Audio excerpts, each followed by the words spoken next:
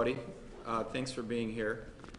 Certainly, I want to congratulate and thank the legislators today who supported the project, but recognized in what was a very hyper-partisan process that this was part of an overall plan that was put forward to the community as we began to transition out of the day-to-day operations of a global pandemic and into recovery and into focusing in on taking advantage of post-pandemic opportunities. And I think sometimes in this debate over the last 10 months, we've kind of lost fact of that because we've had many initiatives that we've taken up and many different initiatives being voted on at different times. And this one hung around for a while. We put forward plans to address our public, from our mental health to our homeless population to dealing with poverty issues related to infrastructure like broadband. We put forward initiatives that would help stimulate both a segment of our economy and our hospitality industry that is flailing and still flailing today. These are small businesses. These are your neighbors, our neighbors. And at the same time, looking forward to the future about what are our competitive advantages and how can we turn our community from a leisure stay destination into a full weekstay destination. So I want to congratulate the legislators who have participated in this vision, who have worked with us to continue to address the many issues in this community, and understanding that there's still other opportunities to continue the momentum on some of these important issues. There's more funding coming up for some of the issues that you've heard people concerned about. There's a 2023 budget process where we'll have this debate, and it will start next month. So I'm just really pleased that we got this vote moving forward. What is this project? This project is an expansion of our accredited zoo. The idea of this project came from the Friends of the Zoo. I want to thank Ted Fox and his team for doing an unbelievable job at our zoo, giving us all the confidence to undertake this. This is a tourism year-round asset now that we can sell. We do not have many year-round assets right now related to tourism within our county. We will. This is in direct support of our hospitality industry and our restaurants. It will bring in visitors. It will keep and capture spending here from families. It is a quality of life piece of infrastructure for families here in Onondaga County. It's a job creator. Hundreds of construction jobs will be created during this project. Hundreds of jobs at the aquarium and at the restaurant and hospitality industry will be created because of this aquarium. This is an opportunity for us to build on synergies with other public investments in our K-12 STEAM space. We in Onondaga County have the only countywide STEAM school coming online in the state of New York. And what a better opportunity to partner with our K-12 STEAM partnerships with this STEAM school, which was right down the street at the old Central Tech. This provides unique opportunities to partner with our higher education institutions and research. It will provide great opportunities to tell one of the greatest stories we've had in our community with the cleanup of Onondaga Lake and its tributaries, and work in the history of this lake and what it's meant to our community, and how for the first time in a generation what is happening around it as it becomes the epicenter for recreational and leisure activity once again.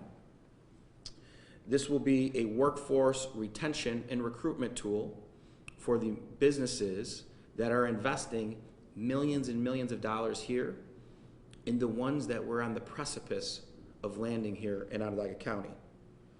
And this will be the stimulus needed for a neighborhood revitalization in that harbor that has been stalled. So we believe that we made a step forward today. In addition to that, we've already heard from private donors within the last few hours interested in partnering. This morning, our Science, Education, and Arts Advisory Board, who's going to advise us on design, had their first meeting looking at ways that they can partner. And later this week, we will finish up the RFP for the design of the building, and we will move that forward and get that out. Logistically, I've heard the debate, and some of the debate is merited. Some of the debate has been from a lack of homework or an unwillingness to accept what are facts from some of the individuals. We will procedurally move forward with a design. That design will be impacted by advisors on how we can accomplish all the goals we've set forth. But until you have that design, you can't have somebody say they're going to operate the facility because they literally do not know what they are operating. These are facts. Legislators know this. Legislators have been told this. Legislators ignored this in some of the debate. From the fact when we have the design, we'll do a request for proposals for operators. We will then be able to tell you what that looks like. Do we have a public-private partnership? Do we have a nonprofit partner? One thing for sure, our zoo will be deeply involved with that, and Ted Fox will be deeply involved with that. Once we have the design done, we will put forward an RFP for a general contractor. Local people will be working on this project. Minority and women-owned businesses and veteran-owned businesses will be working on this project. Apprentices from Syracuse Build will be working on this project. So we are excited about where we are today. In the next few months, we'll continue to build partnerships with higher education, with our K-12 partners, with the private sector, and other philanthropic entities, and we'll continue to keep the community updated as we move forward. Happy to take questions. County Executive, in your own home, you probably have a mortgage to buy your house, correct? Mm-hmm. Why not leverage $85 million in some form of down payment, 50% investment, some other way that you could have utilized this money and multiplied it many times over? Sure, Matt. So when you look at what's happened in the bond market, a year ago when we went out for bonding, our interest rate was about 1.4%. Due to the rising interest rates that you've seen, our last bonding that came back was a little over 3.5%. So when you look at, just like you would with your own investments, can you make a higher return than 3.5% with the restraints that we have in county government? The reality is probably not. So when you have the cash, we've always thought it's better to pay cash than borrow, especially with the rising interest rate markets that we're facing. At the time you announced this was going to be cash, the rate was 1.5%, and you had no reason to think it was going to shoot up to 3.5%. Yeah, and the same thing from an investment standpoint. We're limited with what we can invest our resources, the taxpayers' resources in. It's very much controlled by the comptroller's offices and whatnot. So that model never made a lot of sense for us from a fiscal standpoint, and certainly played out well. I think your argument would have been better served on that if the legislature actually voted back in October of last year when we wanted it voted on. But many different people wanted more time. We gave them more time. Certainly, as time went on and interest rates went up, having that cash position is important. You just also said this was a very partisan process. You won this vote 9-8. You're running for re-election next year. What does that say about your political strength, that in a legislature that's dominated by Republicans, that you couldn't even get more than a one-vote victory here? Yeah, I think overall we got 9 votes, and it was a bipartisan vote, and that's when I talk about the partisan process, when you have the Democratic chair calling legislators saying walk away from press conferences, even though it's not in their district's interest, it showed you what this was. This was very partisan. I agree with you that this was a effort to try to give me a loss and derail our agenda. And politically speaking, if these individuals thought that this was going to fail from a political standpoint, they probably would have let me move forward a little bit easier in hopes that it would fail. One more thing, we've done a lot of stories about Charles Garland, the legislator, who is publicly saying, I got this, and this, and he worked that out as the political sausage. Can you give us a list of what else you gave out to get votes? Were there any jobs to anybody at the zoo, any jobs in the environmental office that were part of any kind of quid pro quo for somebody? Yeah, look, there's no quid pro quo with hiring, and so was there hiring done in relation? No, there's I know what you're referencing, and to suggest that somebody who got hired 2 years ago was done for this project is not factual. To suggest that others who applied for summer help was involved with this is just not factual. And I know who's pushing those narratives to you. Again, very much part of a driven political agenda. That's what I wanted to ask you. Thanks. Yeah, thank you. There was so much passion in the legislature today, unlike what most people are used to in that room. And I realize perhaps some of the proponents of the project didn't show up. They assumed it would pass because you had confidence, so it didn't show up. So you saw a lot more of the opponents today. What would you say to the people, though, that say this money is just better used elsewhere, especially on poverty? Yeah, I think overall, and we'll give you all some documentation when you leave, the reality is that we have a $1.4 billion budget. We spend $450 million a year, not one time, a year, on poverty initiatives. That $450 million brings in a total of $1.8 billion into this community, that if we weren't doing what we were doing, that wouldn't happen. Andrew, we've invested in initiatives to address poverty. What you heard today, and what you've heard from some of the critics, some of these folks that want money invested in these areas, they're not wrong. But it's not the county taxpayer's job to do that. It's not the county taxpayer's job to fix the city's water pipes. The city government got $130 million in ARPA funds, more than the county. The city government has surpluses. It's their job. Now, if they want to give us the water pipes and we want to take them over, then it's our job, right? The lead issue. There's not a government, and this is factual, that has invested more in lead in the city of Syracuse than county government. The real question is, Common Council, when are you going to step up and when are you going to match us? That's the real question, right? So, part of this process, I asked for everybody to come together, come to the table. Let's agree on what the issues are that we need to address. Let's agree on the partnerships that need to be built and what role we play. Some of the legislators did that, and you saw that very much so. Housing was a concern that I heard throughout this. We don't control housing in county government. We're not a town, we're not a village, we're not the city. We don't control zoning, and we don't control codes, right? And so for us to get in that space, it's a space we haven't been in, but we're getting in that space. We heard more lead funding. We will not spend as much lead money that's already appropriated in 2022, but in the event we do, we've advanced another $3.7 million. And again, if we all wait patiently, I'll be proposing a budget in about 30 days that we will be talking about a lot of these same issues.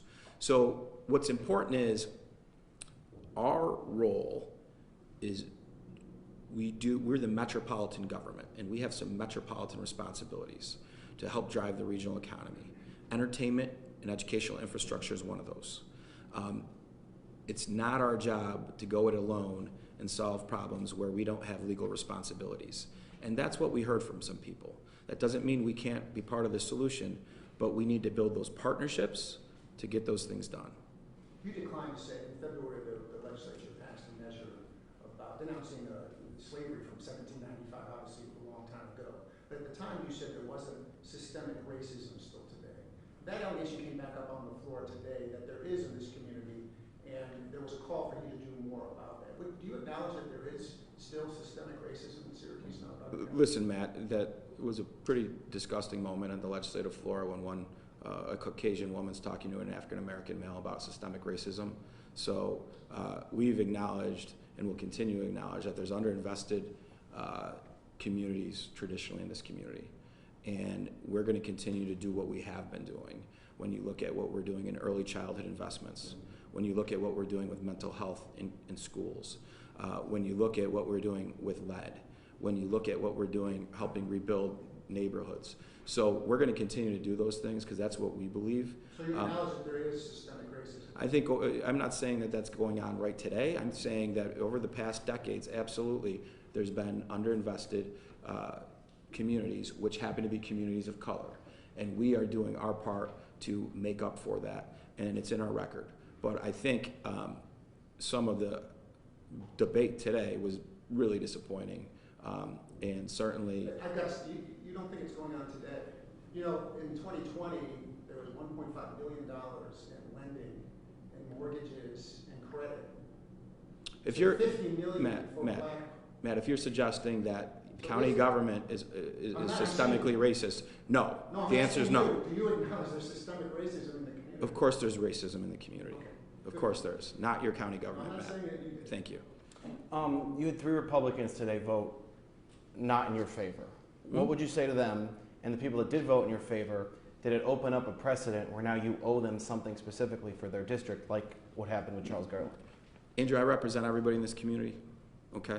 You go through any budget, there's investments made across the board. That's what a budget process is.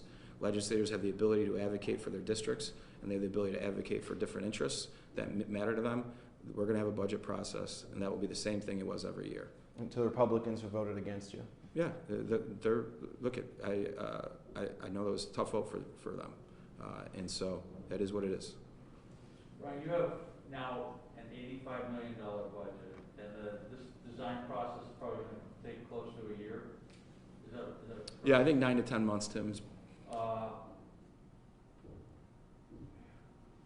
hard to predict what construction costs will be over that time frame based on that estimate was made a year ago almost now. So if they go up, does that mean we get a smaller aquarium, or how do you see that balancing out? Yeah, I think overall, since we started the process, we had a point in time where costs actually went up quite a bit, and now they've come down quite a bit. So again, world events, supply chain events are things that aren't in our control. We believe we can put forward a state-of-the-art aquarium for the budget that we've been allocated.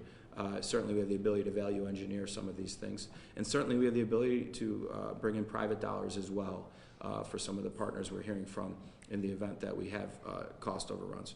With STEAM School, you remember, Amazon came, we negotiated that deal, we won that project. Part of winning that project is we asked them to invest in the STEAM School. $1.75 million went there. Certainly we're on the cusp of some really big things here. And certainly there's a lot of private sector partners that may want to participate in this type of project. Are you talking to them already, private sector partners? Yeah. Well, you said you talked to some people today, right? Yeah. Do you feel that, I mean, some of the concern was that this is a totally publicly funded project, and other aquariums are public and private. Yeah. So was that not in your negotiations? Yeah, for the last 10 months or a year, whatever? No, of course it is. But Ellen, the one thing that some of the critics, they didn't follow through on the diligence with all of it is that when you're talking about, if we had to bond $85 million, the business model would not work. We would lose money. So then the question is, you're going to lose money because of the debt service. Because we didn't have to, that makes it easy. So the private sector dollars in these other communities, look, in Georgia, I think you had a extremely large investment, maybe from the owners of Home Depot, maybe. That's why the Georgia Aquarium is what it is, right? Certainly we're gonna have private sector dollars engaged here, whether it goes to the capital side or whether it goes to underwrite, so every kid that goes to school gets the opportunity to come every year to the aquarium. We'll see, but we have a lot of interest already from some pretty significant individuals. When does the naming rights auction come? Yeah, we'll need to know, the design will really need to be more mature at that point, because certainly if you're going to make a large investment related to the naming rights, you want to know exactly what that facility and venue is going to look like. Would you lay out a timeline of design, construction, ribbon cutting? Yeah, I think overall you're looking at probably 9 months, 10 months of a design process. If we can do better, we will. But the design is going to be key. Remember, this will be a freshwater and saltwater aquarium. It will be both. And so then you're going to look at probably construction. Archie's breaking out in a rash over here for what I'm about to say next. But probably, it could be up to 18 months for construction because it's such a unique piece of infrastructure. So you can do the math. I mean, this thing's probably, shovels will be in the ground at some point in 2023. Certainly it looks like more like a 2024 opening. Was it important to get this done before the chip factory decision at all? I think from the psyche of the community, from those who are looking outside in, who are talking about making a generational investment here, I think it was important, Ellen. I think it really was. When you're talking about a $50 or $80 billion investment, you're going to have to recruit talent. These are young people. You're going to have to retain talent. You're going to have to build the talent in the pipeline. And to do that, you're going to need Tier 1 amenities. And this will be a Tier 1 amenity for this community and for those who are moving into this community and for those who visit this community. County Executive, you framed your discussion of this significantly different today than you probably did at the beginning. What did you learn along the way that maybe could you go back to 10, 11 months Yeah. ago, you would have presented it differently right off the bat to perhaps get it passed in the fall. Yeah, I think you're right, man. I think when I reflect on this and how could I have handled it differently, I think the one thing I could have done differently is not push for an actual up or down vote. I think the legislature put the money in a contingency. That's really what we needed to do. We needed the money in the 2022 budget, so I had to present it that way, but I pushed hard for a vote. And looking back at it, that may have been a mistake. Can I ask you two questions or public comments, which was a big deal over there today, but there really has not been any public comment aside from the 30 minutes over there. Yeah, so I just can't kind of accept that narrative, Ellen. I've done multiple meetings where everybody knew where I was going to be. I've gone to schools, I've gone to universities, I've gone and spoke with business groups, I did telephone town halls. So did we provide a venue for the partisan opposition to have the opportunity to sit there and scream at me for an hour? No. But did we provide venues for public engagement with me directly to hear from me? Yes. You all have been part of that process for the last 10 months. So the reality is I don't control what happens over at the legislature and how they handle their rules. But have I been accessible to talk about this? I've talked about this till I was blue in the face. And I've been asking legislators to come together to solve comprehensive problems for months.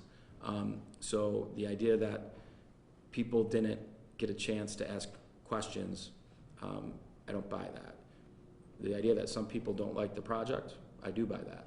And you know, I think there's going to be some people that say, geez, I don't know if I like it or I don't like it, they're indifferent. And it's our job to put forward the plan so that they learn more and that they buy in. And then once it's operating, I think you'll see a lot of people like what they have, just like the amphitheater. I'd like to ask a question. Yes. I expected your demeanor to be a little more joyful today. Is it because what you saw on the floor today that you're just being sensitive to what you heard, or? Yeah, I think. Reserved? Yeah, Lacey, I think it's been a long process, and so and this was always part of a more comprehensive plan. This wasn't a standalone project, and so I think overall I'm pleased. I am happy, right? I'm smiling. But at the same time, the way that a lot of opposition, not all opposition, right? But a lot of this opposition was mean-spirited, it was political, and it was organized. It was a political campaign, and that's the way it was run. And so being someone who's been through those types of political campaigns, you're a little tired at the end of it. Okay, my second question, can we move, the impact on hotels, because that's kind of what I focused on today, was they submitted correspondence that they supported the aquarium. Yes. And the money impact. Can you speak to that and the research you've done?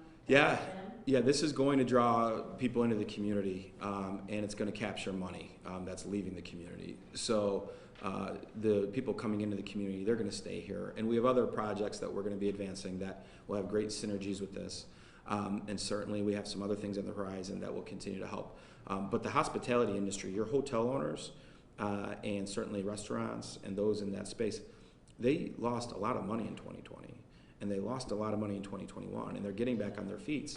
And these are small business owners. And for a while, we were very much focused in on how do we, as a community, support these industries. And I think that got lost, that some of the victims of the pandemic were these businesses. And we knew mental health, and we knew we would have to invest in these other areas as well, and we are. But somehow they got lost. And that's why when at my State of the County address, this is not about either or. Growing communities don't do either or. Growing communities build the partnerships to address all the issues, recognizing that some of the challenges will take time. Right, there's going to be some people out there tonight probably watching the news. I mean, you can't please everybody, but they're going to say like this is a complete waste of time, money, and space. And I'm sure you've heard that before. What would you say to those people in I guess, a broad statement? Well, I think overall, I understand that some people don't see the vision yet in what's going on because they're not privy to all the information that I am and my team is on a daily basis. But I think overall, everything that I talked about in the beginning is going to happen. And this will be a community asset. And I think many of the people who are skeptical today will be enjoying the facility in 2024. Do you have any interest in building a new downtown arena? Have you had any conversations about that? There's always ideas that float around, Matt. I think overall, from an arena standpoint, you would you always need a business model that's not going to be reliant and that pays any debt service payments, right? And so there was never, and you need an anchor tenant. And so right now, we don't have an anchor tenant need today. You never know. If we're successful in White Pine and this community takes off the way it is, you could see other types of anchor tenants want to come here related to that, you know, There's that a supports. new arena business model too, where the person who provides the services, like a Live Nation at the AMP actually is paying for that arena too. Is that something you'd be interested in? We're always open to ideas if it makes sense and if there's a need, right? So in this model, again, we don't know what the operating model will be here. We do know that we'll have Ted Fox and his team deeply involved, and whether it's a nonprofit or a for-profit entity. But to your point, when you have these partnerships at the amphitheater, a lot of the improvements made each year there, we don't pay for them. Live Nation pays for them. And those are the same types of opportunities that we'll probably be looking at the aquarium. And again, as the community grows and it is more successful, and we will be, these other opportunities might come up as well. What happens first? Elevated 81 comes down, or aquarium opens and welcomes guests? An aquarium will probably be open for all of us to go to, Matt. Good question. Yeah. Brian, why did you choose the independent operator model as opposed to having county employees at the aquarium, kind of more analogous to the zoo? We may have county employees still there. That hasn't been determined. Again, our zoo team, those are current county employees. Some of the comments that you've heard about that, again, these folks really haven't, the model hasn't been finalized, and some of those issues might be addressed. Really was kind of hard to get this through actually with all the questions that were still out there, I mean, in a sense. To be honest with you, Alan, I don't know what questions really were out there that haven't been answered. I think there was individuals that did not want to hear the answers or like the answers, but I heard some of the debate, and I don't think the debate on the aquarium itself, the operation, everything my team has spent 10 months talking about, I don't think folks just weren't listening, or they just didn't like the answers because it didn't fit their agenda. But it sounds like you did just say there are some things that you're still deciding on.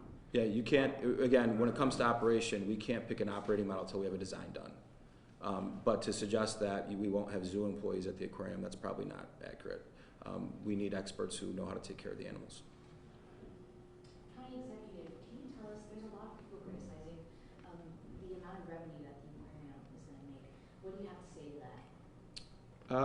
that? This was never a government revenue play. So that's one of the upsides of this. That was never the intent behind it.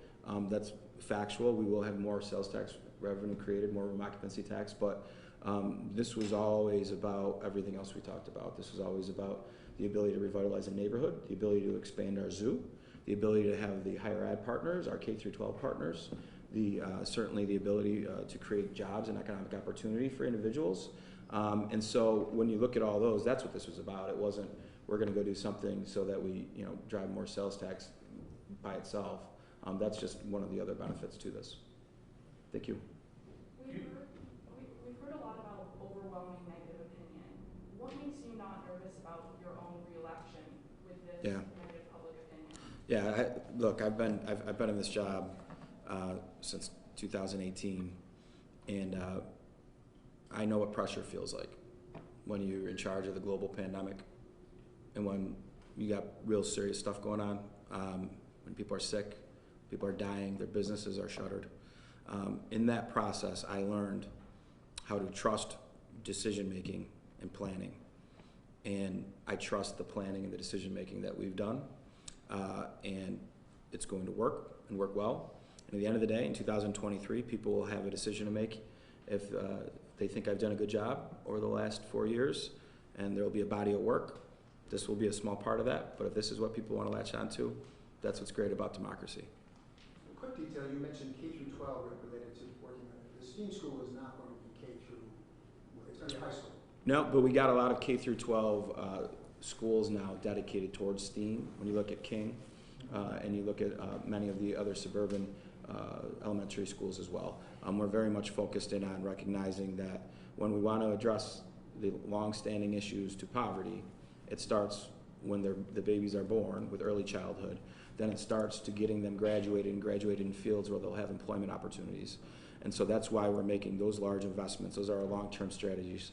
When you talk about other poverty initiatives, short-term strategies are removing barriers to employment from child care to transportation to workforce development training.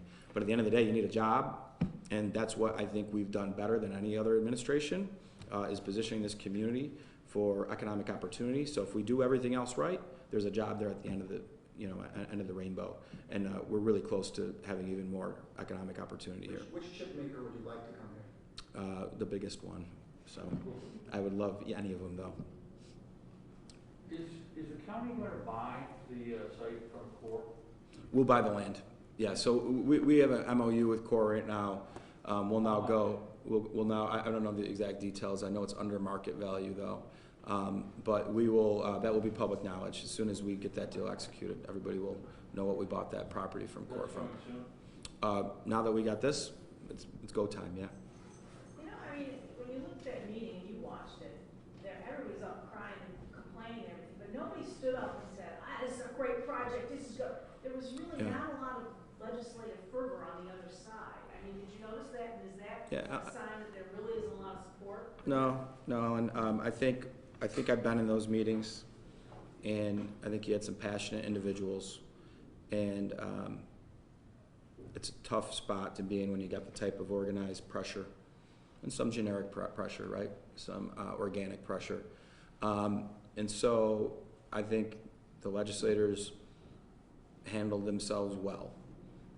When you got people shouting from the gallery, which is not allowed, and legislators are going to go up to the opposing position, and it creates more shouting, you know, that's just not the decorum you want during the chambers. So I think that's what you saw today. And certainly if 9 legislators thought this was a bad idea, 9 legislators wouldn't have voted for it. County Executive, with the building taking place right on the inner harbor and the connection to Onondaga Lake, I'm sure it's too early, but have there been any environmental impacts looked at in leading up to this vote? No, what will happen, you know, like any construction project, right? So you'll have, you know, obviously a design, but then you'll go forward and you'll have an environmental review done. That will be part of any construction project. So that will be in the works. Now, mind you, we know the lake well. We've spent a lot of money cleaning the lake. We've built an amphitheater on the west shore of the lake, and we've done the Loop the Lake Trail. We own land and wastewater treatment facility on Hiawatha. So we understand the dirt pretty well, and we understand some of the challenges that we may have moving forward. How many fish are you all going to have in there? You're going to have to talk to Ted Fox about that. He's going to, certainly Ted and the team of experts will be working on that end of this. I was actually going to ask a similar question. You said earlier that it's going to be a freshwater as well as a saltwater tank. Correct. So do you have any other solidified aspects of the aquarium we already know of? Yeah, no. We know that's will be there, the freshwater to kind of tell that story of the cleanup of Onondaga Lake and the amazing recovery of the body of water. And that's important to everybody here in Onondaga County, but might not be as important to somebody in Massachusetts or Vermont, right? So you bring in the saltwater exhibits as well, and some of the nice, very colorful fish, and that will probably help be a bigger attraction for those from outside the area. We're hearing now about some private funding, the possibility of some that we didn't know about prior to this bill, and we know that Rochester is receiving some state funding for their aquarium. Is there any potential that we could be getting some state funding for this? Yeah, so the Monroe County, remember, Monroe County, their county executive and I are friends, so we know, we talk to each other. The Monroe County project is a zoo expansion. Part of the zoo expansion is they don't have really any sort of aquatic aspects to it today. At our zoo, we technically have an aquarium today. It's just not one that drives the people to the zoo. Our elephants do that. The species we're entrusted with on a daily basis do that, our penguins. So overall, in the Monroe County expansion, the aquarium is a smaller piece at a later phase. Mind you, they don't have legislative approvals for that project. If I'm them, I'm probably reconsidering whether or not they want to invest that much money into an aquarium, because ours is going to be that much larger in a standalone venue. And certainly, if you want to go to an aquarium and